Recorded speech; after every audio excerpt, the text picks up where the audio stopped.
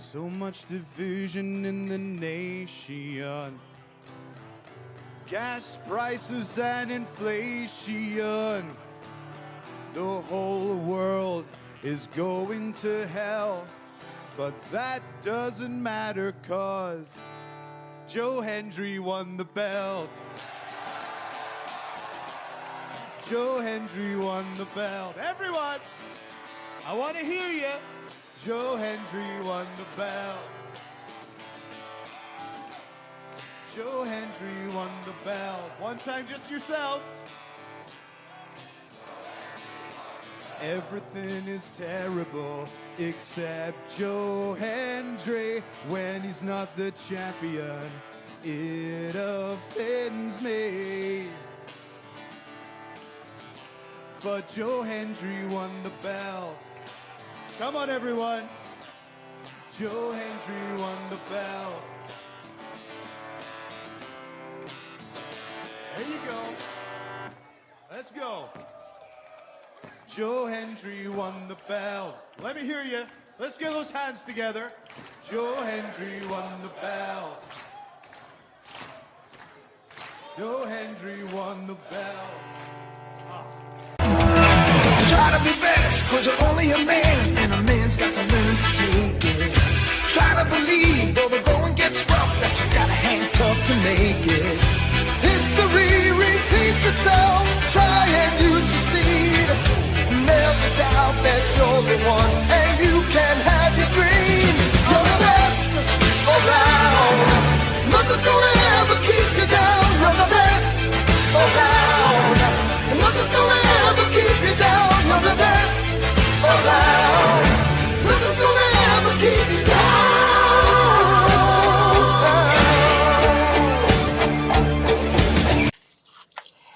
Live from the Man Man Studios in the snowy Milwaukee, Wisconsin, you've tuned in to the Generation Evolution Technical Difficulties Edition.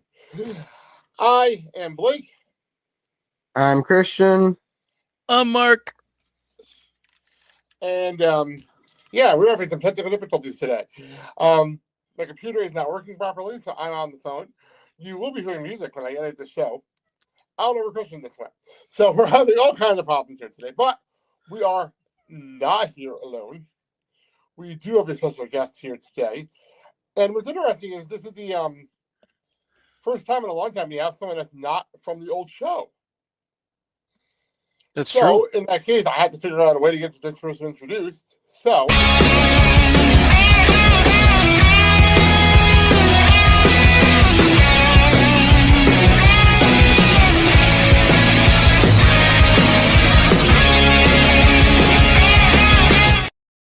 let's bring in Nate Lindberg from the PWT Talks NXT. Nate, welcome to the show. Well, thanks for having me. That was quite an entrance. I've never had my own entrance before. I remember you saying a long time ago that was like one of your favorite theme music. So,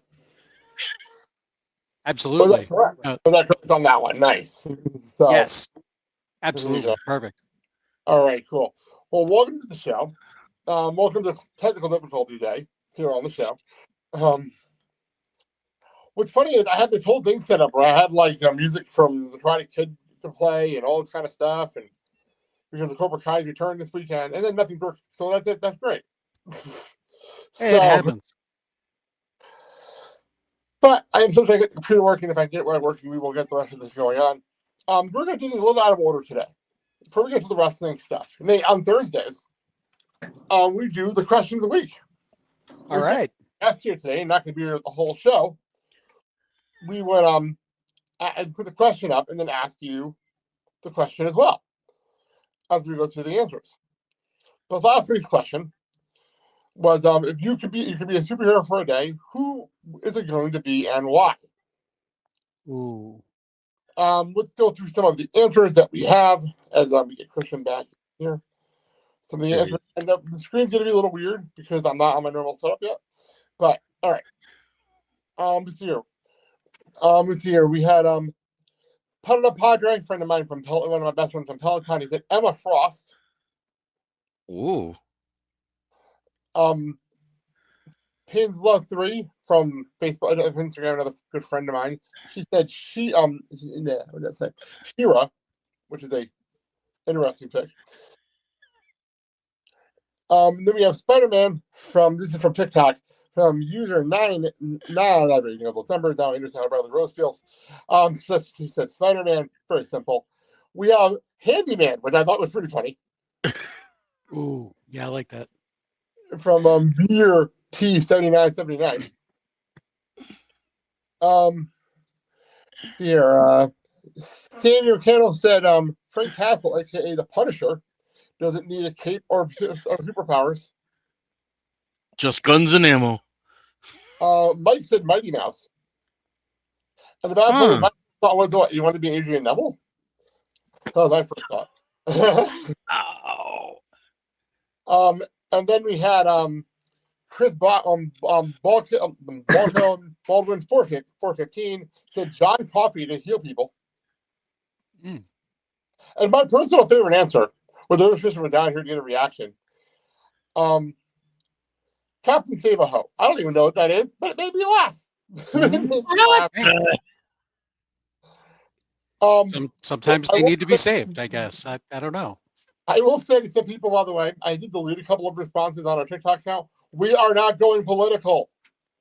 So if you put a political answer up, I will delete it. I'm not doing that we are not doing that on this show.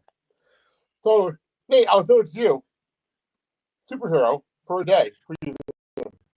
Ooh, man, that's tough. That's tough. Like, there's part of I want to go with underdog. I want to go with underdog because, like, I don't know, he doesn't get enough love, doesn't get enough appreciation, but he's unassuming, but pops that little pill open out of his ring and boom, he's ready to rock and roll. I'm going with underdog. Ooh, that's a good answer. I did not expect underdog. Yeah. On no level did I expect underdog. Well played. Well played. All right. Thank you.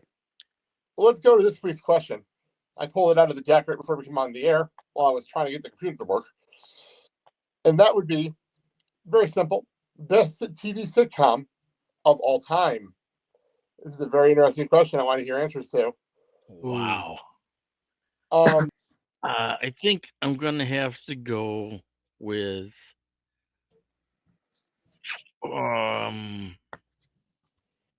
probably I Dream of Jeannie. Ooh. There's a pick. Yeah. There's a pick. That's a good one. Wow. I wasn't thinking that far back, but you get some good ones. Remember, he's in his 60s, Nate. Guy's in his 60s. Well, but still, there's some good ones back then. I think it, to me, for the time, it was very funny, and you always wanted to try to figure out, how Ginny was not going to get caught doing what she was doing, and all the escapades that followed was just tremendous and hilarious. And for Tony Nelson to be in the Air Force as an astronaut and going through all this, it was amazing how he didn't get bumped off. So, Nate, what about Man, like, I was Nate, what about you? I'm thinking about it, right? And like, I've got to go back. I got to go way back now. I was going to go with something a little bit newer, but went with I Dream of Jeannie. I got to go with I Love Lucy. I'll still watch reruns of that if I find that on TV. I don't see it. So, this is the edit point for myself. All right, so I never got the answer. So, I'm actually going to go with the show I always reference, and that's actually Scrubs. I was watching Scrubs with my girlfriend yesterday, actually. It is one of my favorite shows of all time, period. And it's funny part is I worked at EVS in a hospital for 5 years. And there was a while where that show was on Comedy Central every day, and I'd jump over to it in the afternoon when I was working. It was the most meta thing ever. So fucking meta. That's great. But no, I had to go there. I would go there. So I thought someone would say Gilligan's Island. Well, there's only three of us here. There's only three of us here now. And Christian didn't even have an answer, so it's all good. We'll throw Gilligan's Island in for Christian's answer. Why not? I'll It's in there. I'll throw in Big Bang Theory because I watch it all the time. So, so one more time for those watching at home, I'll put this question up on all the social channels as we always do, and you can actually tell us, and we'll read it on next Thursday's show. All right, let's get into the actual show stuff. Oh my god! And that was Christian is attacking that. All right, so on Sunday's show, me and Christian actually went through all the WWE releases that went on last week, but we missed one. Because it happened. It got announced after our show, so we missed one, and that would actually be Electra Lopez. I just wanted to make sure we mentioned that we missed it. There isn't much to say. It's just the fact that I'm going to miss her on TV because I really think she's hot. That's the only thing I'm going to mention. I kind of noticed with the list that it seemed like the releases were Random talent that they didn't have any type of storyline or program for. And she was on TV on Friday and she was released the next day. well, you know, it was really weird is with Electra, but yeah, she was on SmackDown Friday and all of a sudden like gone. Sometimes that's how it happens. This is actually a segue to NXT. So AEW, though, not to be outdone, actually release people. This never happens. Right? This never happens. They released they finally released Malachi Black, Miro, and Ricky Starks. Miro might have to come back home from Bulgaria and stop pouting like a little bitch from his divorce. Yeah. I expect everyone to be back. I expect Malachi Black to be back on SmackDown within, like, I don't know, tomorrow. And Miro, it all depends on him and Triple H him and Paul will get along. Any thoughts on this before we get to Ricky Starks? We'll talk about Ricky Starks in a minute. But Indeed. Starks, any other thoughts on Malachi and Miro? That. Malachi, I would think would be better suited on Raw. Oh, wait, no. He's not SmackDown because his wife's on SmackDown. His wife's on SmackDown. Yeah. That's why I said SmackDown. Okay. Miro, I don't know. Do you? I see him doing something with going against Jacob Tattoo. No, I honestly think he needs trust. There's a trust issue here with him. I think there's a massive trust issue here. Because all he did was pout about losing, and then he went home because he got divorced. There's still a trust issue here. And we also don't know what happened the last time. We don't even know what happened when he got released the first time. So,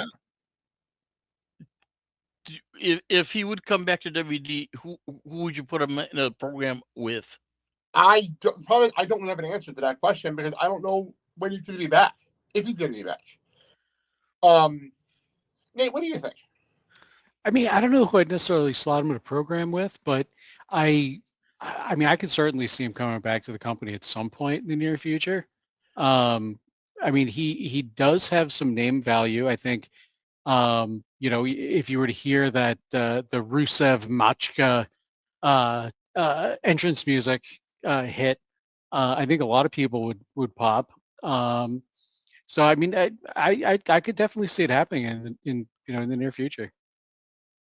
Yeah, I'd be interested. I think it'd be hysterical if they decided we're in the middle of the Cena retirement tour. Have them have one more match. Just because it'd be funny as hell, right?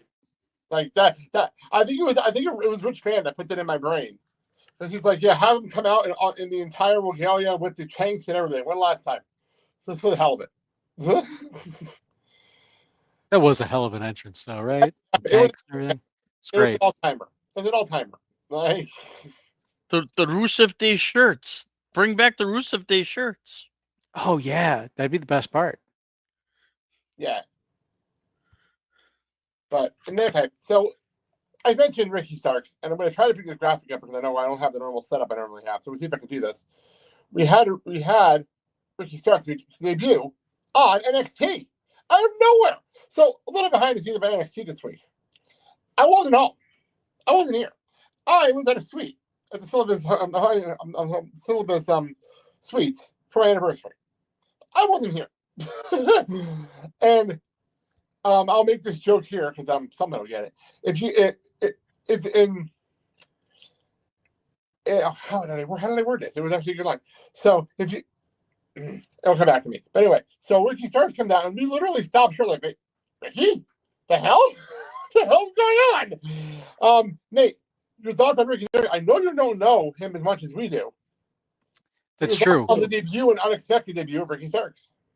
Yeah, I mean, like, yeah, I'm certainly familiar with Ricky Starks. I don't keep up with AEW like nearly as much as I used to when it first started and whatnot. It's only so much time only so much time during the week, and there's a lot of wrestling. But Ricky, like, obviously big name. With him being I think it was the day before he was released, right? And then well, the thing with Ricky, we were waiting. We were all waiting for him to get released. We saw him at C2E2 last April, and he was ready to be released. Yeah, we were talking to him. Yeah, we were waiting for it. All of us were waiting. Yeah.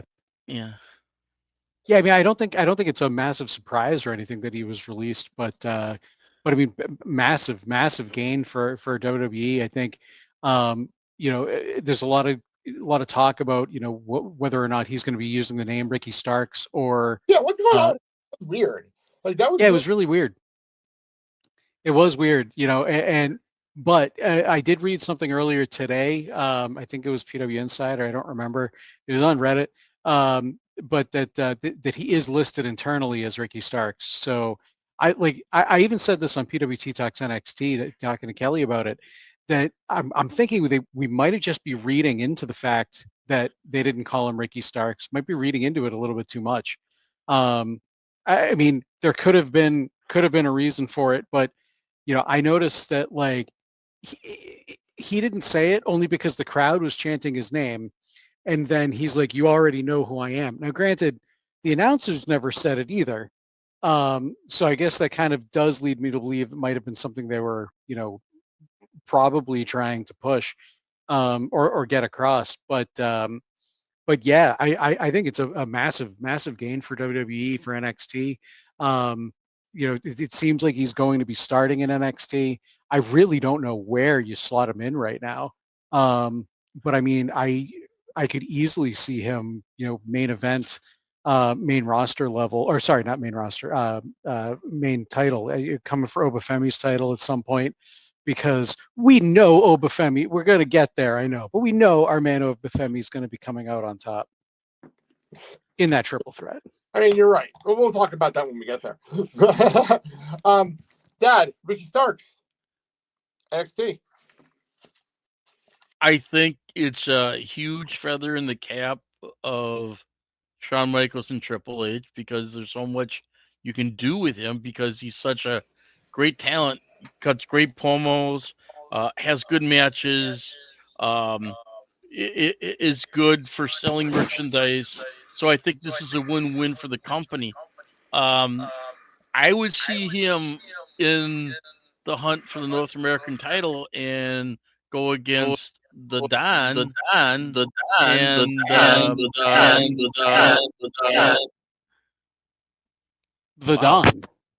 There we go. Yeah. And challenge him for the title, and I could see him having the North American belt on him. I could definitely see that.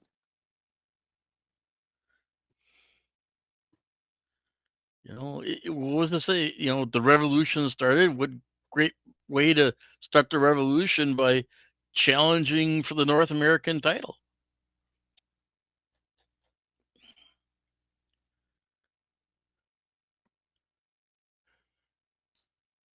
Oh, you're still muted, Blake. Yeah, Blake, I think you're just muted in StreamYard. There you go.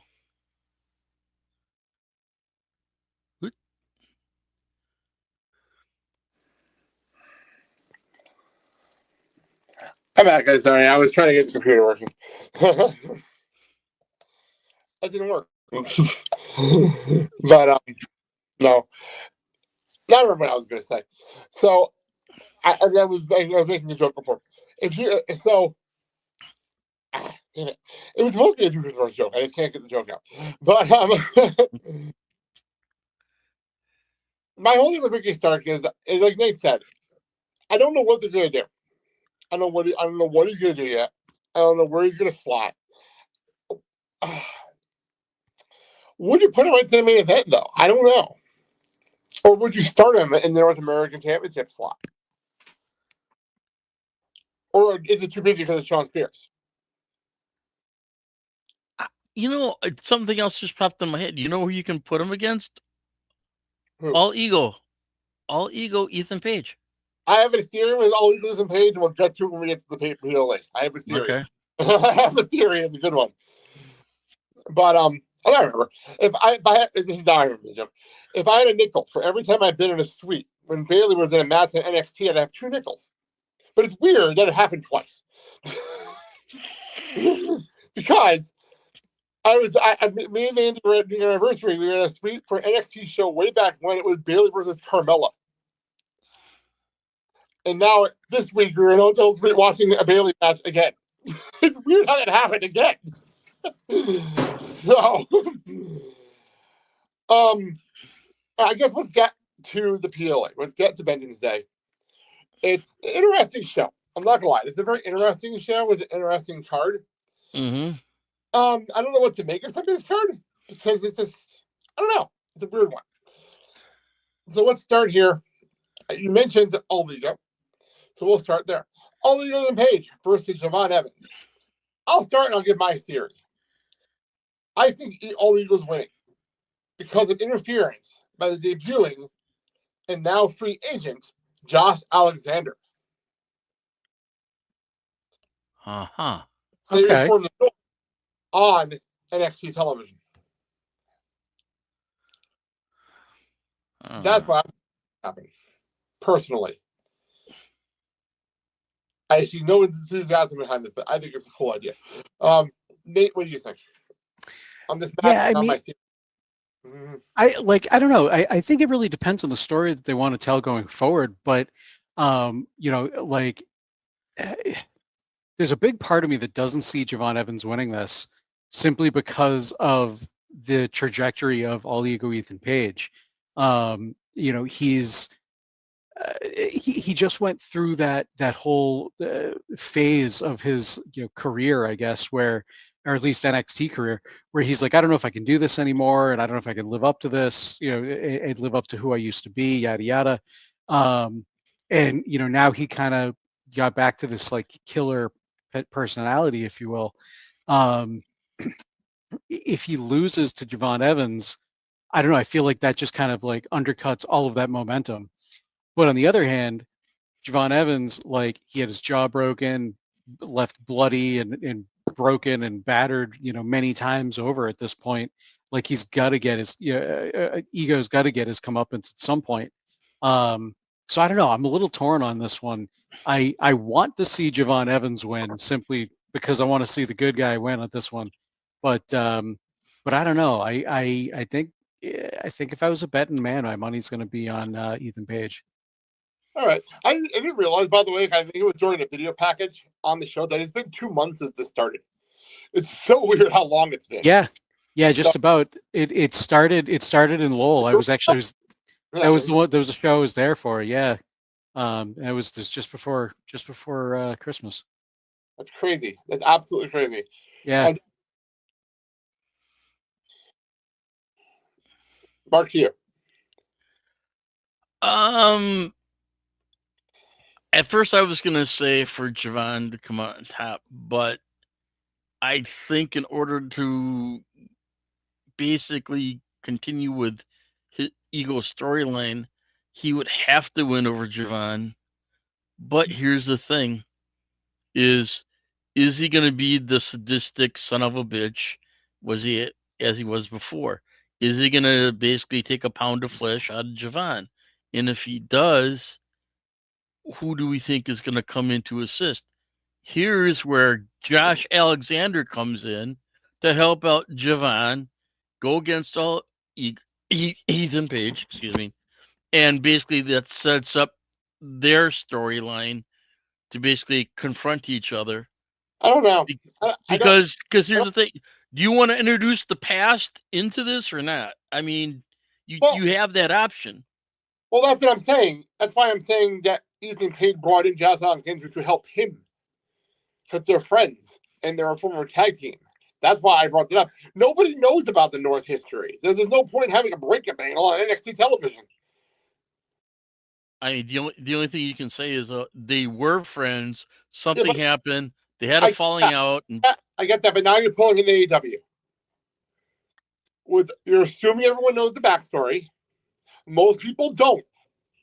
Most people do not know the backstory. Most people don't watch TNA.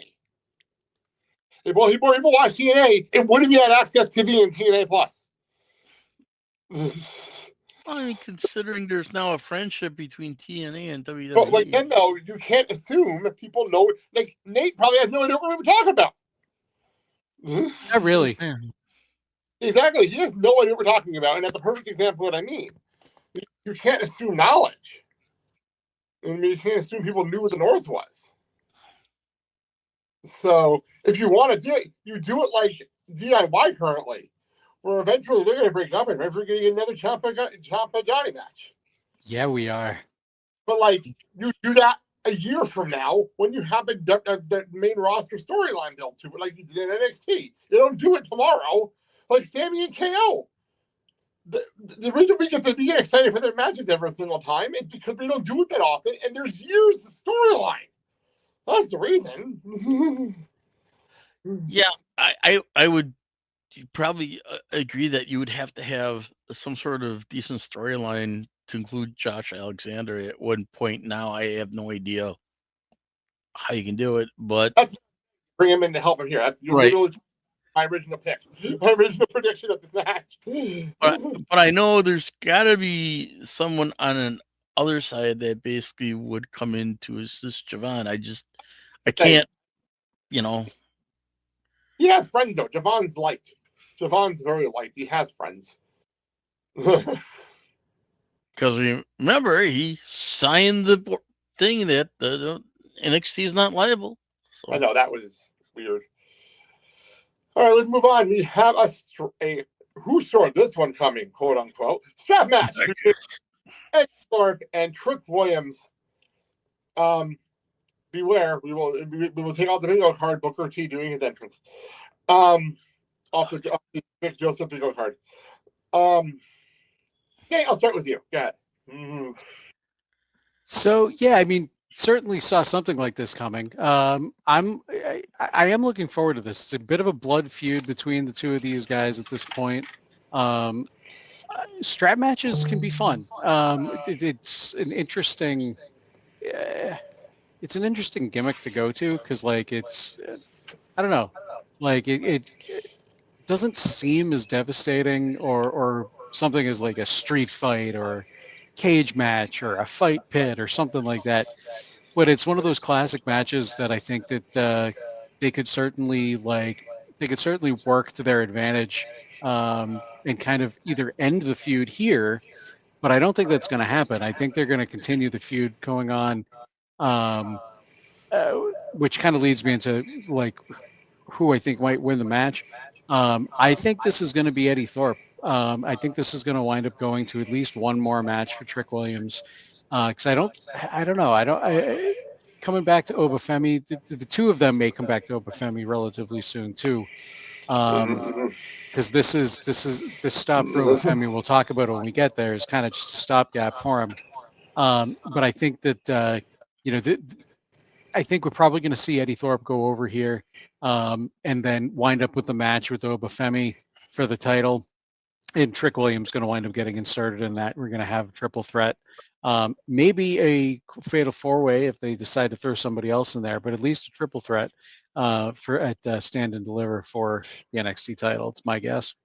The funny part is I was actually leaning towards a possible possibly doing Trick Williams winning. And at least to him getting his Obafemi one-on-one rematch at Stand and Deliver. which is I thought the whole point of this was going to be that you just get Trick out from this show, and then you put him back in the main event for him to deliver, and that is Trick's last match at NXT. That's what. That's the way it should go. That's the way it should go. I'm hoping that's the way it's going. That's where I'm leaning. Personally. But Dad, what do you think? I don't know. Yeah, I think this is a match that Trick can afford to lose, which will set up the rubber match between them. And that match may be a little bit more intense, where it could be a street fight, it could be a cage fight, it could be something that Trick would come up with to go against Eddie. But yeah, I don't know. What's crazier than a strap match at this point? Like, we haven't done these strap matches that often. We don't do these very often. Ugh. What's actually tougher than a street fight at this point? Well, I mean, with the strap match, other things can happen, but the main thing that I can see is him choking Trick out with the strap. Okay. Fair enough. You know, I mean, it's not like a bull rope match where you got to touch 4 corners, which could be done if they really wanted to. I don't know. You know, I don't think there's going to be another match. I think this is their last match. They've been feuding for a while. They have been feuding for a while. So, all right, let's move on. Swerve's not going to be a technical problem because I'm not doing any more tricks today. Let's move on to the hardest working men in NXT. Fraxium. They're everywhere. They're literally everywhere. So we have the NXT Tag Team Championships, and it's Fraxium, Nathan Fraser, and Axiom taking on Josh Briggs, and I don't know how to say the name yet. Inamura? Yoshiki Inamura. Thank you. This is a new thing. I've only heard it a couple of times, so it's just one of those things. I haven't heard it a lot yet. Yeah, they've only said it on TV a handful of times. Yeah, this is one of those I'd rely on Kelly. Exactly. I think that's one of the only reasons I know how to say it. Yeah. So anyway, Fraxium, who I thought it was funny that they were promoting TNA matches that they had pre-recorded live on NXT. So by the way, to TNA's credit, because you watch Impact every week, they're intertwining on a tape show with live NXT stuff has been so impressive the last few weeks. I have to give them credit where it's due. Like, you would not know it was taped if you didn't know the way they've been intertwining everything. To their credit. So, I give them all props for that. Fraxium actually defended the titles twice over on Impact the last few weeks. Indeed, they did. So, here they are back on their main show. I don't see a reason to take the belt off Fraxium right now. Nate, what do you think? This is well documented on PWT Talks NXT, but like Fraxium was not a tag team that I really latched onto until recently. I liked them individually, but the tag team as a whole was, I don't know, it didn't really work for me. But at this point now, after seeing them live in person was one thing too, but also just watching their story over the last, I don't know, seemingly year or so. Like, I don't want to see these guys lose the titles. And I can't see them losing to Josh Briggs and Yoshiki Inamura. And it's nothing against the two of these guys. I like them together. Inamura is somebody that I've been really impressed with since he's debuted. We haven't seen much of him yet, but I really like what we have seen out of him. But I can't see them losing the titles to these guys just yet. They haven't really done anything to deserve this title shot. They're a pretty new tag team. So I don't know, like they could obviously go for like that, bit of a shock value factor and give the win to Briggs and Inamura, or maybe look to put over a newer team with the title win. But I think this is going to be another notch in the belt for Fraxium. And I think we're going to see them hold on to the titles for at least a little longer. Hopefully at least they'll stand and deliver, if not a little longer.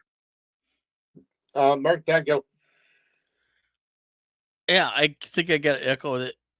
the sentiments that Nate said, because I don't see Briggs and Mara basically right now having the titles around them right now, since they're kind of relatively new and they want to basically push this tag team to prove themselves. So at this point, I don't see any strong contenders to challenge them. So I don't see them changing the title changing hands, at least right now. Yeah, I know. So it doesn't make any sense to me right now, especially with them being all over 2 shows. Right? I just can't see it. Here's a question: what do you do with Out of the Mud? Are they kind of like in limbo or what? And Out the Mud. I don't know. I just figured they were being Jada Parker's henchmen. So, I mean, if you want to put them in the hunt for the title, there you go. Yeah, I mean, they did win that number one contender match at the second taping in Lowell. They obviously had and lost it, but I mean, it looks like they were getting a bit of a push there for a bit. Yeah. So yeah. All right. Let's move on. Let's get to the women's matches. Let's start with the Women's North American Championship. It is Fallon Henley versus Stephanie Flakier. We've waited a while. They waited a while to do this. I'll be shocked if it's not on Stephanie when this night is over. Nate, what do you think? I would be shocked too. As much as I want to see it, I think Stephanie, obviously a big name, big signing, but and there's a lot of comparison obviously to Julia, considering they came in at the same time. Julia's got the title.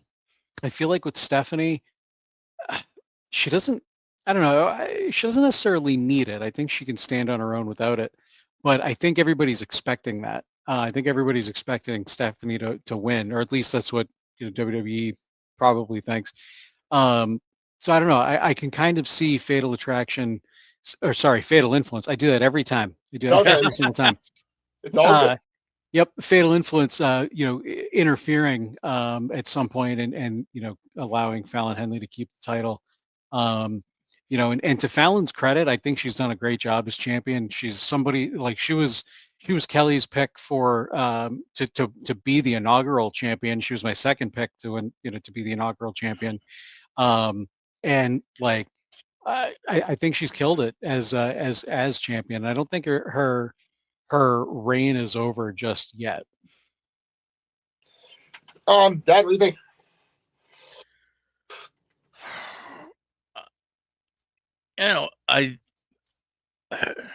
Part of me wants Stephanie to have a title, but then again, if she would have the North American Championship, it'd be a stepping stone to the NXT Women's Championship.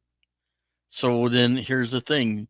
Do we see a match down the road between her and Julia for the title? I don't think at this point right now that would be a good plan. So I would have to say that Fallon still retains the title.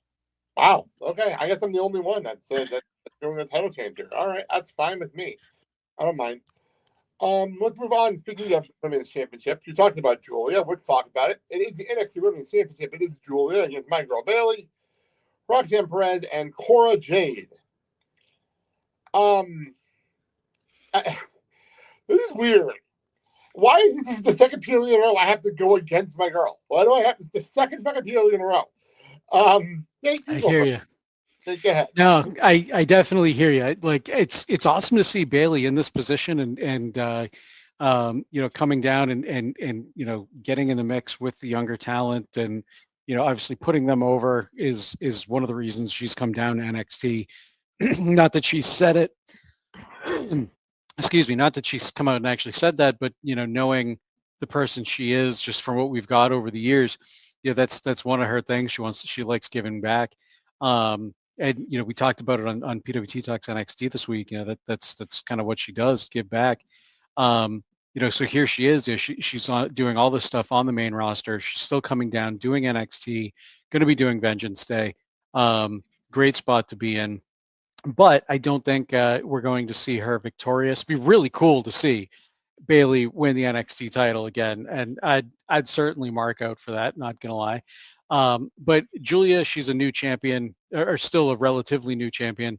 They want to push her. They want to make her a star. I can't see her losing the title yet, unless there was some crazy random, or not random, sorry, crazy story that they're trying to tell that's going to lead to, Julia getting over more. But my gut here, Julia goes over, and it's probably going to have to do to some sort of a fight breaking out between Cora Jade and Roxanne Perez. They've been kind of leading a carrot for a little while, with that story, with Roxanne Perez and Cora Jade. I think it's going to come to a head there, and we'll see Julia retain. That's my guess. I love the fact that you both are just no-selling the fact that I haven't. Oh no, I just totally noticed it. All right. No, so we're in the main event studio, obviously, and I was decorating, and actually my friend Josh sent me this right before my surgery last year. Nice. It's Bailey Stuffy right before my surgery. It's actually in the hospital room with me when I was in surgery last year. So that's awesome. We're in the studio together. I'm like, well, I gotta put her in the studio. So she was right behind me in the studio, but with this camera angle, you couldn't see her. So I figured I'd bring her over here so everyone can see. But yeah, again, you know. I liked on this week's NXT how Roxanne came out to the. Okay, so funny part about that. Yeah. I'm really watching the show. We're watching the match, and all of a sudden the music hits, and me and Mandy were talking, and all of a sudden the music was like, "What? Like what?" Yeah, happened? that was that was a cool entrance for Roxanne to come out to. I mean, if you want to basically kind of give props to the OG, then that's what she did in her way. But I see her and Karg really get into it, where basically they're focused on each other, and then Julia just pins Bayley. But what happens is down the road, Roxanne and Cora have a match, and I think this would be probably Roxanne's last match before she gets called up. Well, funny part is Roxanne is in a match on Monday on Raw. Like this coming Monday, she's in a match. So for the qualifying match for the Chamber. So that's interesting by itself. And the other thing, I actually can see Cora being pinned here, but I don't think Cora should be pinned because she's also main eventing against Masha over in TNA. So it's a weird situation with these four women right now. Julia's retaining no matter what.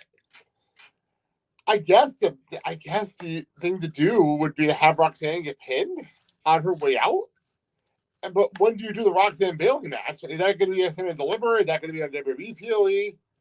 Because that's the match they've been hyping. So, like, when are we doing that match? That's the other question. You know what I mean? Like, it's a weird one. This is a weird one. It's weird that we made it a four-way. Anyway, it's strange we made it a four-way match. So, but speaking of strange, fuck is this? Oba Femi defending the NXT Championship against Countdown Under, Austin Theory, and Grayson Waller. What the fuck? I can answer that question for you. They have no program for Austin Theory and Grayson Waller at this particular time. Oba Femi had better things to do. He has better things to do. I understand that, but when you got two guys you don't have a program for, what do? You send them in NXT to see if they can basically put the younger talent over. So that's what they're doing. That worked so well for Baron Corbin. He was fired within 6 months. I don't like Baron Corbin. I wasn't even trying to get him. It's just the process is stupid. No, sorry, this match is so dumb. And they said it purposely before. There's no reason to take the belt off Oba Femi here. There is zero chance of anything happening other than that. No. They're messing with everybody for no reason whatsoever. That's why I have a feeling we're going to Oba versus Trick as Hand and Deliver, because why else would we be having this match if only just to stall till we get the Trick rematch? That's literally the only reason we have this match. Nate? Yeah, pretty much. This, like I said earlier, this is pretty much just a stopgap for Obafemi. I can't really see Grayson Waller or Austin Theory walking away with the belt here. And even if they did, what's the like? Because if they did, what is the story that you tell from there, right? You undercut Obafemi's like amazing run right now just to break up A-Town Down Under, which I mean, a upper mid card tag team. Like, I don't know. I don't think that's not worth it. So, this is going to be a way for Obafemi to get a pretty good win over two people here in a triple threat. And then, lead him right into Stand and Deliver against Trick. Yeah. Yeah, it's the only thing that makes sense. It's the only thing that makes sense. Mark, are you completely confirming on this one? Are you agreeing with us? Yeah, I agree. And there's no way that why should you take the belt off over right now when he just recently got it? I mean, look what he did for the North American title. So give him a chance with the main title. And so far, I think he's handling it really well, and he's gathering fans and he's putting fans in the seats. So I mean, if it's not broke, don't fix it. Here's the thing. My thing is in this match is that Oba pins both of them at the same time. Very Roman Reigns. Right. And then the infighting starts between Theory and Waller. I don't want to see that match, though. I don't want to see them fight each other. I don't care. I just don't care. That's the thing, because I don't really care if they fight each other, because they're heels. They're heels feigning each other. Like, what does it matter? That's weird about this match, by the way. It's weird, because Obafemi is Obafemi. I think that's the only reason this works is because Obafemi is a badass. But if you really look at it, it's three heels in a triple threat. If you really look at this. But see, here's where you go. Obafemi is like, how can I say it? Obafemi is Obafemi. He is one of a kind. He's if you want to kind of, I don't want to say compare him, but with like Stone Cold, he's like the anti-hero, but he's also like an anti-heel. I'm not going to compare Obafemi to Stone Cold, but I see your point. Obafemi, and I've said this 1,000 times during it, he has to be one of the most confident men I've ever seen. One of the most confident, cocky men inside of Gunther. Like, it is crazy. The charisma and everything he does is unbelievable. I never expected this. Like, it's amazing to watch. And here's the thing. You just said it right there, right? If Oba is going to be very successful, which we know he's going to be, and when he gets called up, the match that would be good for him would be between him and Gunther. True. But we're not going to worry about that right now because there's no way he's going up anytime soon.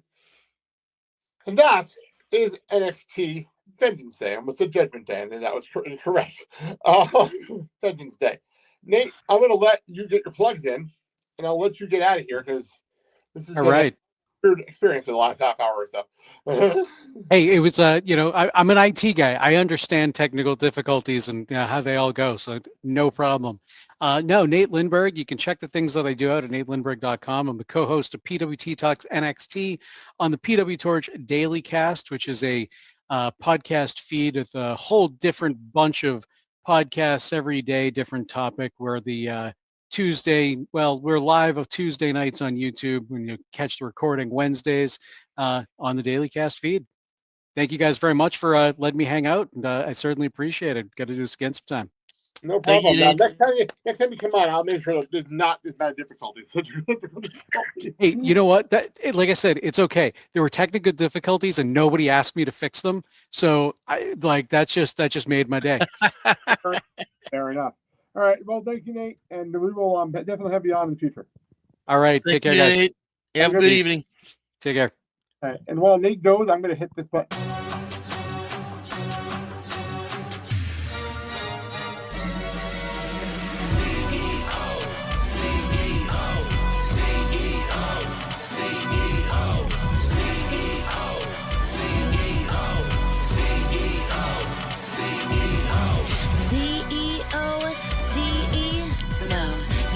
Rock the bank, but girl, I'm gonna steal the show. I wonder, down under, will I be the one that steals your thunder? I know they're calling you for that's Monday. I take one if you waste them, we'll call it a day. Carly, are you sure a bit. Compared to her, you're new to this. I know. She keeps on saying you define just what a loser is. And we're in the underdog, you know I got a lot of luck enough to do it. I was in the ring, you know I put the effort in. But will I win? You are the best there's ever been.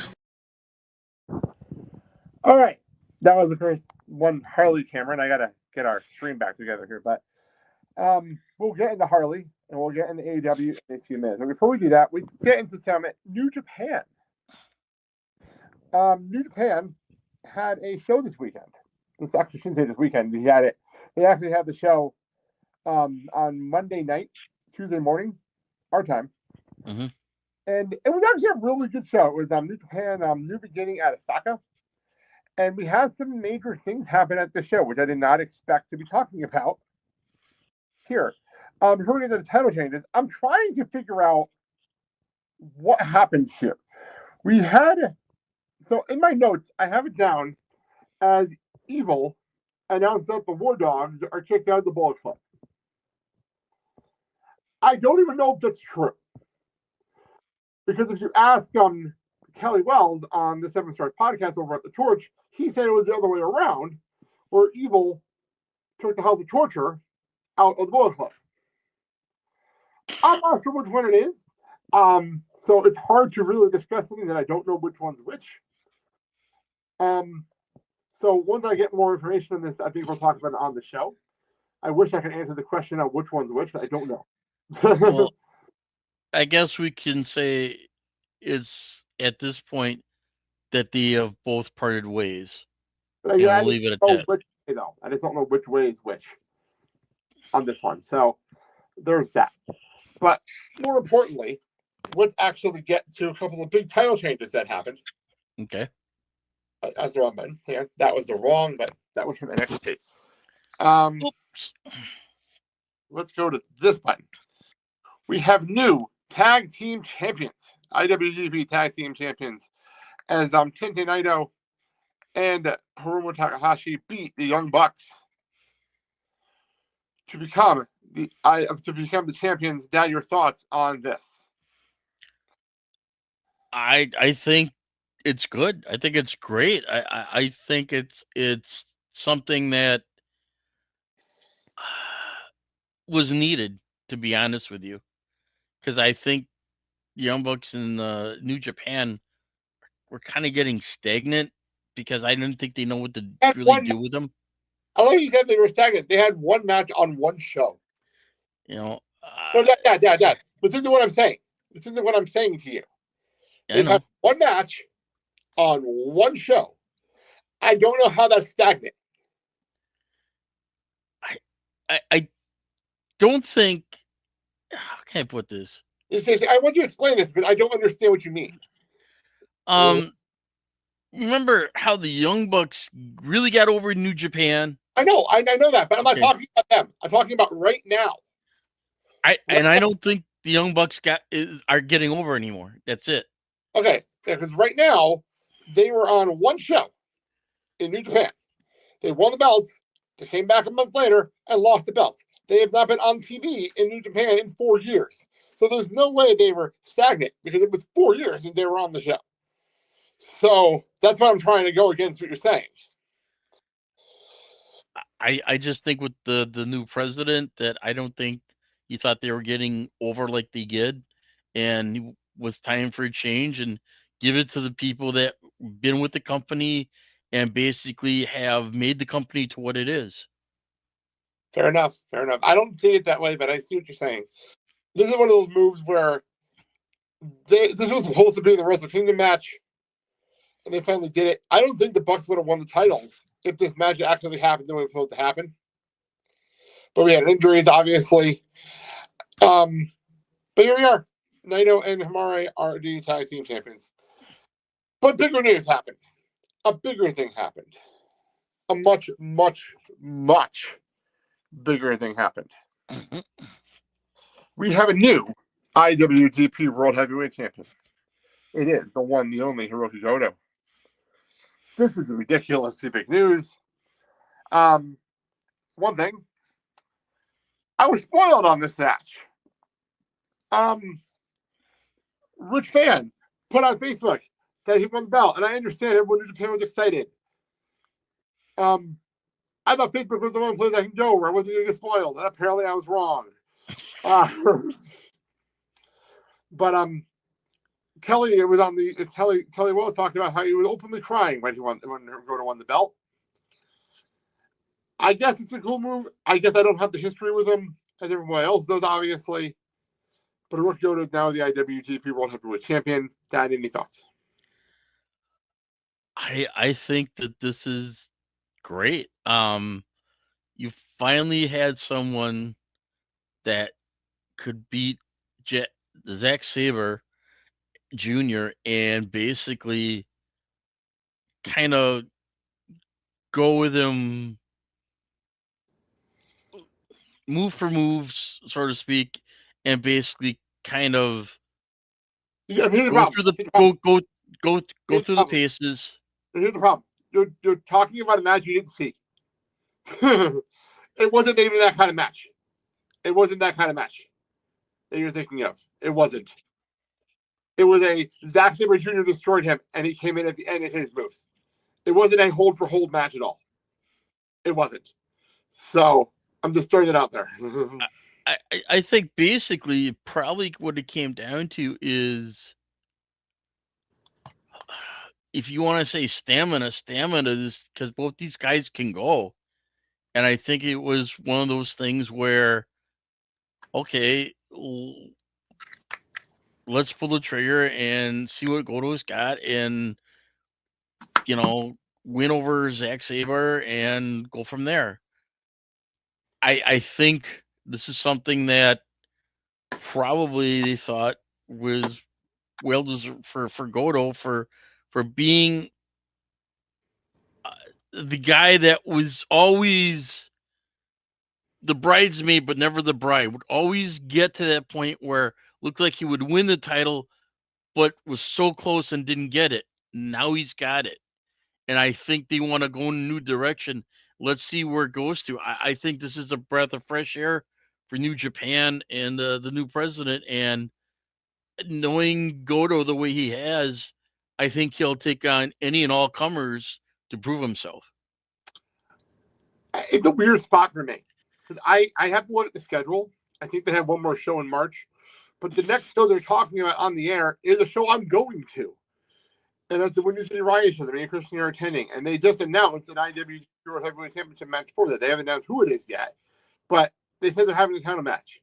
So it's one of those situations where, oh, cool, I get to go to a champion.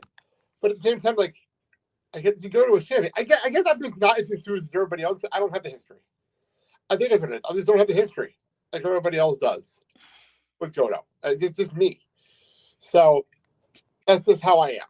So one other Japan thing I want to get into real quickly. We're not going to do full preview because I can't even see the bracket the way my screen is right now. But the New Japan Cup is starting in a couple of weeks. There is the bracket up on our screen with the first round matchups. I might actually pay attention to the New Japan Cup this year. It's just there's so many matches and so many shows, and it's right before WrestleMania season. But for the sake of this show, I might try to keep up with it better this year. So we'll talk more about this as we go closer and as the tournament continues on. So. There are a lot of great names for this cup, and it's kind of like a who's who of New Japan, and it's hard to say. The winners get the title match at Dominion. So, and it could be anybody because I'm looking, at the brackets, and it's like, holy cow! It's like kind of like the elite of the elite, and who do you pick to be like the top? And it's hard to say. I mean, Sonata, could he come back from where he is and make a comp? Sonata turned heel.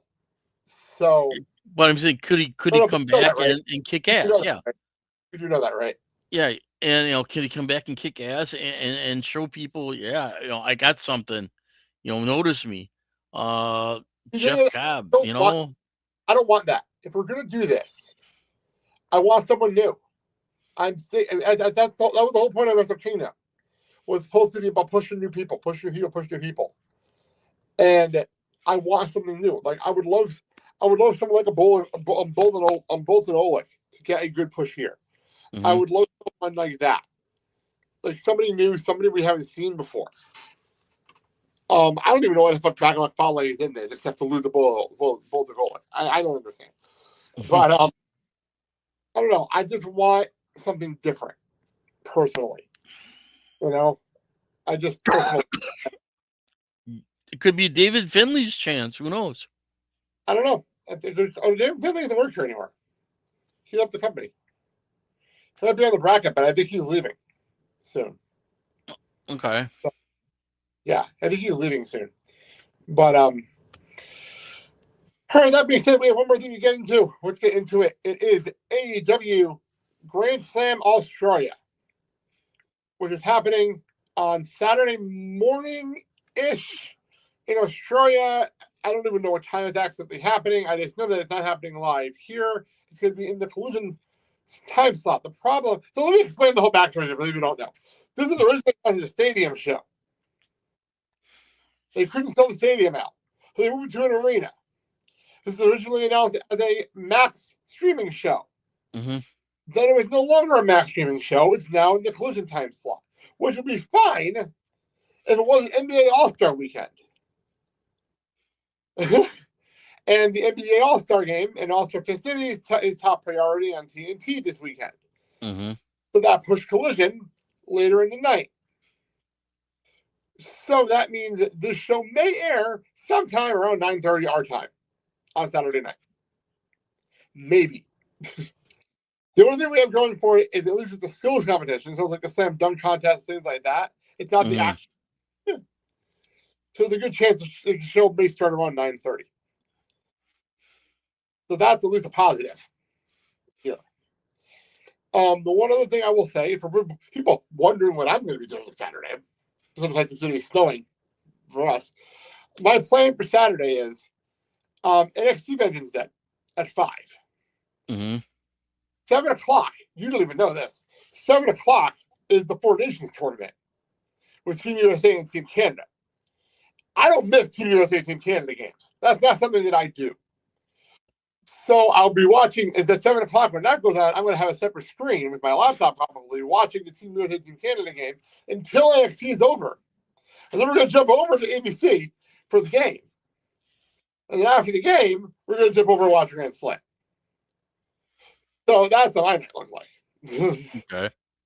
So just people wondering what's going on there. I know no one else cares but me, but that's the thing. And if it looks like I'm a little distracted, I do actually have a Four Nations game on my tablet next to me because Team USA and Team Finland are currently playing as we speak. But anyway, let's get to this card. We'll have a lot. We have 5 matches. It'll probably be about a 2+ hour show on TNT. We played Harley Hammer a little while ago. It is the TBS Championship. It is Mercedes Moné first. Harley Cameron, Australia's own Harley Cameron. We had a discussion at dinner. Let's bring it to the show. I know how much you hate Mercedes. Oh, yeah. But I'm going to take the blinders off for a second here. Okay. Take the blinders off for a second. I love Harley like everybody else does. Trust me. I do. But I think they rushed this because they wanted a title. They wanted the match in Australia. I feel like they rushed it. And if they didn't rush it, then this title match would make a lot more sense. But because they rushed it, I just can't see them putting the belt on her. I don't think I'm taking the belt off Mercedes right now. I just can't see it right now. I want Harley to win the belt. It would be amazing if I want to be wrong. Trust me, I want to be wrong. Mm-hmm. Wrong. But I just don't see TK taking this belt off Mercedes yet. I just don't. I want her to, but I don't see it. Harley has the potential. It's there. But I think to do it on a show that you're already probably going to have the major women's title change. We'll get there. Yeah. I mean, that would be overshadow what she's accomplished. And I think you want to do it when, you're putting more emphasis on a match like this on its own, and rather than saying, okay, well, and later on the main event, we're gonna have this has got to be showcased on its own, so that way Harley gets the recognition she deserves. Okay, using your logic, what is the difference when we're on a PLE or pay-per-view? We have multiple title changes. What's the difference? I think if you're going to have a title change with the women's title, that is going to overshadow this type of match. Why though? And because I think people look at it as it's. Well, not following your train of thought. So I'm trying to help you. I'm not following your train of thought. I think people look at it as the Miami and Tony Storm match is greater importance than a TBS belt championship. Well, it is, but that's not the point. I don't understand your logic though.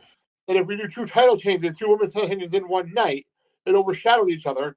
But if you do two men's championship title changes in one night, it doesn't. What's the difference?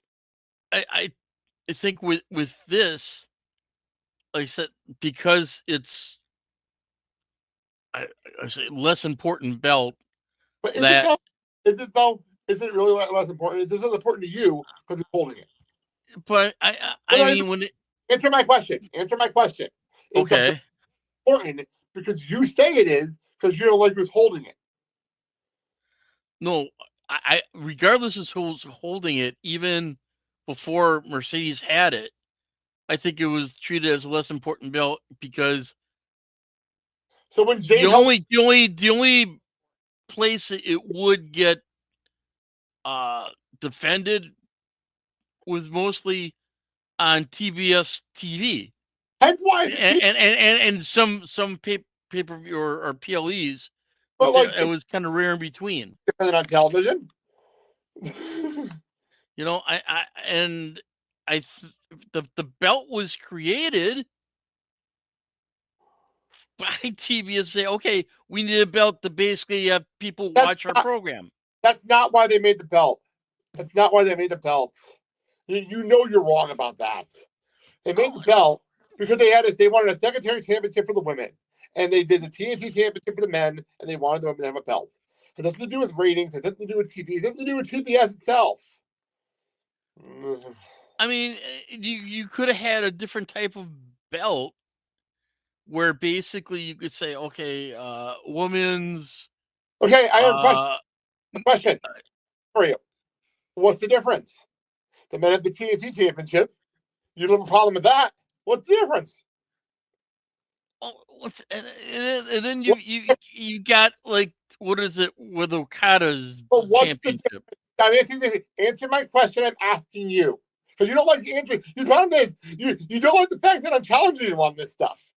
No, I looked at this when the belts were created, that they were looking at a secondary title for the men's and the women's. Yeah, I understood that. My point was, my question to you was that you're dancing around because you're realizing how stupid you came off. So you're dancing around my question. I said, what is the difference between the TNT championship for the men's and then they made a TBS championship because they're on two different stations that decided they wanted to make the network happy? What's the difference? Why do you have no problem with the TNT championship, but you have an issue named the TBS championship? Why is that a problem? How can I put this? The problem I have is when you create this title and it's mostly defended on that particular network, to have a secondary championship. Like a TV title. Like a TV title has always been defended. Yeah, but I think if you would have said that it was a AEW TV title, what do you think it was? Oh, here's the thing. If you would have renamed it, the AEW television title, I think it would have a little bit more importance than saying TBS Championship, TNT Championship. See, the thing is, I'm not understanding the importance thing. There's only two women's titles. There are two. One is the main title, and one is the mid card. And the mid card sometimes is treated like the main title because Mercedes is holding it. So, like, what is the difference? What I missed? What Like, have well, I missed? come down here. If you want to have a conversation with this, come down here. But, like, what is the difference? To me, like I said, it's one of those that I think if you want to have it, give it its recognition, it's just due for the champion who holds it. Basically, have that particular match with no other championship match. Okay. I'm still sticking with Mercedes retaining for now. Yeah, she will be. Yeah, this argument's been weird. There's so much you can do with Harley, and I agree with you that basically that seems like you're pushing Harley too fast, and if that's the case, I don't want to see this match be sloppy, or I don't want to see this go wrong where there's an injury. I think you need to have Harley develop more, not as a character, but as far as the wrestler. All right, let's move on. We're going back and forth here. AEW Continental Championship match is admittedly a belt that doesn't exist. I agree with you on this. But it is Kazuchika Okada versus Australia's own Buddy Matthews, continuing the trend of having Australian people on this show. Honestly, I don't see this being the time that Okada drops his belt. So that means Okada retains. Even though I would love them to have that big surprise and have Buddy win this match. This big shocker. Like, oh my God, what an upset. I just don't see it happening. No, I don't. I don't see any particular reason as of now to take it off of Okada. I mean, there's other wrestlers that you could put in the mix to challenge him down the road. And if you still want to have a program with him and Buddy Matthews, all in. Yeah, true. But I just think this match is happening because it's in Australia. I don't think Buddy Matthews is getting a singles push if it's not in Australia. So, let's move on. We have a Brisbane Brawl. It is Jay White, and I'm not calling him Cope. So Adam Copeland is on the Death Riders. John Moxley and Claudio Castagnoli with Marina Shafir in their corner. I'm sorry if John Moxley's not calling him Cope. I ain't calling him Cope. This is a weird one because we have this match, but then and then for some reason on this week's show we decided we're going to announce the main event for the next pay-per-view. So that this match, I figured my original prediction coming in for Dynamite this week was Copeland pins Moxley, and he gets his title match. But instead, we have Copeland wants to destroy the case with the belt in it, and Moxley gives him the title match before this match happens. So now we're just having a brawl to have a brawl. And I don't see the point that this fight is losing now. So what do you think? I think with this particular match, I think it's going to be painful. There will be blood. Probably blood from all four wrestlers, especially if Spike gets introduced again. And I understand where Jay and Radar Superstar Copeland are coming from is basically they want to, if you want to put it like the Death Riders being the cancer of AEW, they want to cut out the cancer.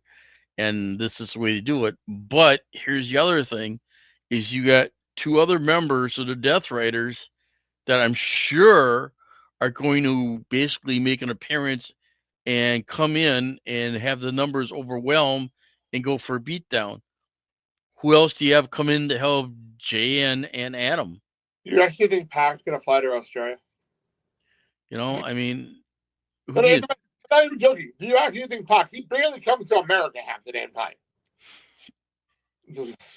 Well, I mean, if they want to introduce another Death Rider member, they can do it. I know what you're saying, but I know you're. I'm more making a joke than anything else. Right. But they barely want to have. They barely do what they have with the people they have. But it's not bringing more people in. I doubt Tox even going to come to Australia. But I also see the Death Valley winning the match. I see your point, though. I know that Adam and they'll get the win, but okay, so now you set up the match between Adam and John Moxley. That's already Okay, happened. That's my okay, point. so and will that be a straight up match with no weapons, no interference? Who knows? I don't know. The thing is, I don't know. And here's the problem. As much as I love Copeland, and I'll talk more about this next month when I get the Sunday morning show with John. Mm-hmm. I hate to say this, and I love Copeland. Like everybody else, I have his Funko right here next to me. Love the guy. But I don't care. I want to care. I do. I don't care. I don't care that Copeland wants the title. I don't care that Copeland wants Mox. I don't care that he wants to open the cave for the fucking board of nails. I don't care. And that's the problem. I don't care. I want other people in the main event scene. It's the reason everyone that's old decides to be in the event scene right now, and I don't understand why. It makes no sense to me. Okay, I feel better now. Okay, Let's move on. all right. We have a match. It is the John Callis family, Kyle Fletcher, and the AEW International Champion. No, wait, yeah, International Champion, and the never openweight. No, it doesn't matter. Anyway, Hino's going to catch up versus the All-Star team of Will Ospreay and Kenny. My God, Omega. I wish Christian was here for this. So, the common sense thing is you can't have Ospreay lose again. You can't have Omega lose this match. No. And the problem, here's the problem. None of these four men can be pinned. None of them can be pinned. But we have a pinfall in this match. I guess Fletcher's here to get pinned, but it doesn't make any sense because the Tested had 2 shot belts. I don't know what to do here. Omega and Ospreay have to win. I don't know who gets pinned. What do you think? It's got to be Fletcher that gets pinned, only because you can't have the Alpha get pinned. You can't have a man with the belt get pinned. 2 belts. 2 belts in 2 different companies. So he's defending them both. He's been defending them both regularly. It's not like he's not defending the belts. So and he's up the next week to pitch him against fucking Tanahashi. So here's the thing: you have Fletcher take the pin, take the loss, causes a little bit more infighting with the Don Callis family, and we go on and we see what happens down the road between Ospreay and Omega. Is there a possibility that they will face each other down the road? That's probably a good possibility, and I think people would love to see it. But for right now, I think as a united team in front, they're going to beat the Don Callis family, and Kyle Fletcher is going to be the whipping boy. All right, we'll get to our main event. Is the AEW Women's World Championship. It is Mariah May versus Timeless Toni Storm. Wow. The rematch from All In London. I'm just going to be honest here. Timeless Toni Storm winning the title, and here's the reason I see this. We didn't just do the storyline of her pretending to be herself for no reason. The other thing I will also say is this will tie the series up. And then we can have a match at All In, Texas, and do one last match, and we end it All In to All In. And ironically have the 3 matches between these 3 women in 3 different countries. Your thoughts? I do see a title change. And here's the thing. Who knows what Toni Storm is going to come out? I mean, she plays characters very well, so it could be Storm. We know it's going to be happening. We're in Australia. She's going to come out of time with Toni Storm. Let's just be honest here. Like, oh yeah. but I think you're going to see her pull some more tricks out of her hat and get the win over Mariah May. And then, like you said, this will set up the rubber match at All In. Hopefully. That's what I'm thinking. Mm-hmm. All right. Well, that is our show for today. Through technical difficulties and all issues, that is our show. In editing, you'll hear music in the background. Sunday morning, me and Christian will be back here. We'll talk about the aftermath from the weekend. Hopefully, I've seen both shows by Sunday morning, by the time we go live on Sunday morning. And like I always tell Christian, you never know what's going to happen by Sunday, because Sunday's probably an unpredictable show, because we don't know what we're going to talk about until literally an hour before we go on the air. We never know what we're talking about until an hour beforehand. Unlike Thursday shows, where it's like, it's obvious. This is one of those weeks where I cannot tell you until Sunday morning what we're talking about. Thank you, Nate Lindberg, from PWT Talks NXT for coming on and dealing with something calls earlier. Yes. Thank you all for listening. Those who've been coming in and out of the stream, I haven't seen people coming out of the stream, so I appreciate anybody who's been dealing with, who's been with us tonight, coming in the stream. We'll be back next week. Hopefully the three of us. Yep. Till then, I'm Matt Christian. We'll be back on Sunday. I'm Blake. I'm Mark. And you've been tuned in to the Generation Evolution. Have a good day, everybody. We love you guys. Hey, please give us some feedback. Give us a message. You like us? You love us? You hate us? Whatever. But just give us some feedback so we know you're out there, all right? Please? Thank you so very much. Goodbye. Mwah, and good night.